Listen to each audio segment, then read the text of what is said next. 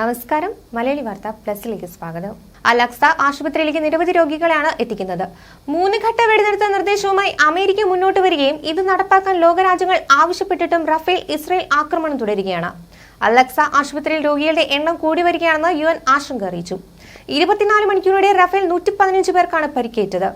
ഗുരുതരമായി പൊള്ളലേറ്റും വെടിയുണ്ടകളേറ്റും എത്തുന്ന സിവിലിയന്മാരുടെ എണ്ണം കൂടി വരികയാണെന്നും ആരോഗ്യ മന്ത്രാലയം അറിയിച്ചു.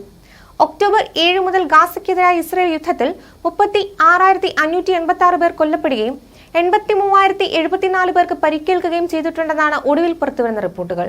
യുദ്ധം തുടരുകയാണെങ്കിൽ അടുത്ത മാസം പകുതിയോടെ ഗാസയിലെ 1 ദശലക്ഷത്തിലധികം ഫലസ്തീനികൾ അതിഭീകരമായ പട്ടിണിയിലേക്ക് കടക്കുമെന്ന് ഐക്യരാഷ്ട്രസഭയുടെ ഏജൻസികൾ മുന്നറിയിപ്പ് നൽകുന്നു. ഹമാസിനെ ഉന്മൂലനം ചെയ്യാതെ യുദ്ധത്തിൽ നിന്ന് പിന്നോട്ടില്ലെന്ന് ആവർത്തിക്കുകയാണ് ഇസ്രായേൽ പ്രധാനമന്ത്രി ബെഞ്ചമിൻ നെതന്യാഹു. 8 മാസത്തോളമായി ഹിസ്ബുള്ള പോരാളികളുമായി വെടിവെപ്പ് നടത്തുന്ന ലബനൻ അതിർത്തിയിൽ അതിശക്തമായ ഓപ്പറേഷന് ഇസ്രായേൽ ഒരുങ്ങുകയാണെന്നും വിവരങ്ങളുണ്ട്. ഇസ്രായേൽ യുദ്ധത്തിന് ഒരുങ്ങുകയാണെങ്കിൽ തങ്ങളും തയ്യാറാണെന്ന് ഹിസ്ബുള്ളയും അറിയിച്ചു. അതേസമയം സ്ഥിരമായ വെടിനിർത്തൽ സാധ്യമായി ഗാസയിൽ നിന്ന് പൂർണ്ണമായും ഇസ്രായേൽ പിന്മാറാതെ ഒരു കരാറിനും തങ്ങളില്ലെന്നാണ് ഹമാസ് നേതൃത്വത്തിന്റെ നിലപാട്. മധ്യ ഗാസയിലെ അൽ മഗാസി, അൽ ബുറൈജ് അഭയാർത്ഥി ക്യാമ്പുകളിൽ ഇസ്രായേൽ നടത്തിയ വ്യോമാക്രമണത്തിൽ 15 പേർ കൊല്ലപ്പെട്ടിരുന്നു. ആരോഗ്യ സംവിധാനങ്ങൾ താറുമാറായ മധ്യ ഗാസയിൽ ഇസ്രായേൽ ആക്രമണം കടുപ്പിച്ചതോടെ പരിക്കേറ്റവരെ ചികിത്സിക്കാൻ ബന്ധുക്കൾ ബുദ്ധിമുട്ടുകയാണ്. അലക്സ ആശുപത്രി മാത്രമാണ് പ്രവർത്തനക്ഷമമായ ഏക ആശുപത്രി. റാഫയിൽ നിന്ന് കുടിയൊഴിഞ്ഞെത്തിയവരുൾപ്പെടെ മേഖലയിൽ ഇപ്പോഴുള്ള 10 ലക്ഷത്തോളം പേരുടെ ഏക അത്താണിയാണിത്. അതിനിടെ ഇസ്രായേലും ഹിസ്ബുള്ളയും തമ്മിലുള്ള സംഘർഷം രൂക്ഷമായിക്കൊണ്ടിരിക്കുകയാണ്. ഇത് പ്രദേശത്തെ പൂർണ്ണമായും യുദ്ധത്തിലേക്ക് അടുപ്പിക്കുന്നു. ലബനനുമായുള്ള അതിർത്തിയിൽ ആക്രമണം ആരംഭിക്കുന്നതിനെ കുറിച്ച് ഇസ്രായേൽ ചിന്തിക്കുമ്പോൾ സംഘർഷം കൂടുതൽ വഷളാകാൻ ആഗ്രഹിക്കുന്നില്ലെന്നാണ് ഇറാന്റെ പിന്തുണയുള്ള ഗ്രൂപ്പായ ഹിസ്ബുള്ള പറയുന്നത്. എന്നാൽ കാര്യങ്ങൾ കൂടുതൽ വഷളായാൽ ഒരു വലിയ യുദ്ധത്തിന് ഇത് വഴിവെക്കും.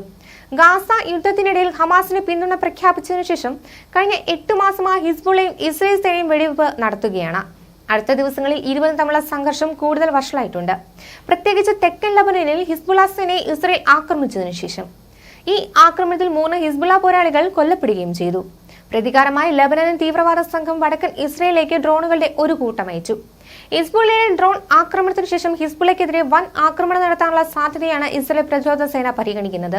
IDF chief of staff major general Herzi Halevi ഒരു തീരുമാനം എടുക്കേണ്ട ഘട്ടത്തിലേക്ക് ഞങ്ങൾ അടുക്കുകയാണെന്ന് പ്രതികരിച്ചു. ഈ തീരുമാനത്തിന് IDFും തയ്യാറാണെന്ന് അദ്ദേഹം പറയുന്നു. മലയാളി വാർത്ത plus, like, share and subscribe.